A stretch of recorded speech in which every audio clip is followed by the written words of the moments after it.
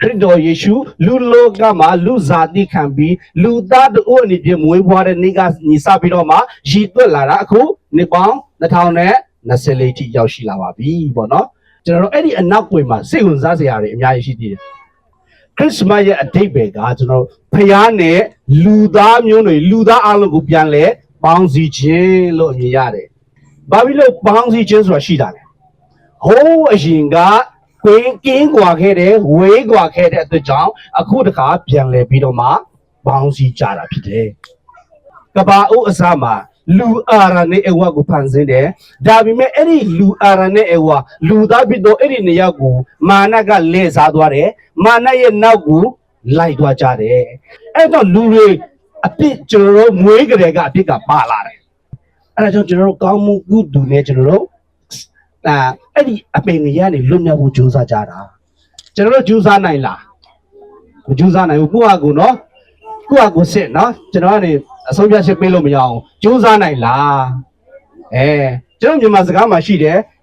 ကုသိုလ်တပည့်ငရဲတပိတ်သားကောင်းမှုကုသိုလ်နည်းနည်းလှုပ်လိုက်ဒါနဲ့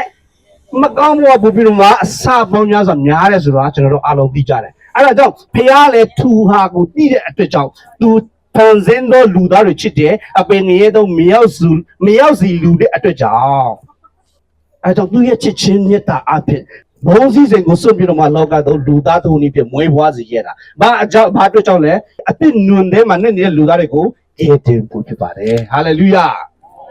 အဲ့ဒါဟာယေရှုခရစ်လောကသို့ကြွလာခြင်းရဲ့အဓိပ္ပာယ်ဟာကျွန်တော်တို့အပြစ်သားတွေအပင်ငရဲသို့မရောက်ရအောင်ကျွန်တော်တို့ကြည်တင်ဖို့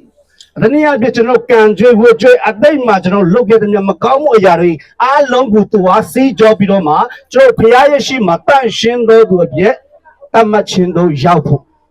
အဲ့ဒီယေရှုကိုယုံကြည်သောသူတွေဟာဘုရားသခင်ရဲ့သားဖြစ်ရတော့ခွင့်ကိုပေးတယ်တဲ့။တစ်ဆက်တည်းမှာပဲဘုရားသခင်သားဖြစ်တာနဲ့ကျွန်တော်တို့ခြာရ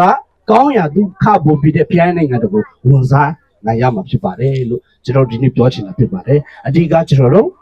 သူဒီလူလောကမှာလူသားသုံးနေဖြစ်မွေးဖွားပြီးတော့မှသူကလုံဝါးကားတိုင်းမှာကျွန်တော်အပြစ်တွေဆက်ခဲ့ပြီးပြီ။ပြီးတော့မှတည်ချင်းခံတယ်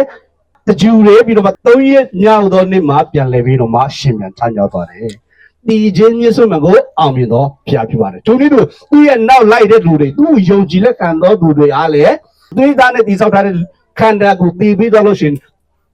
တခင်ယေရှု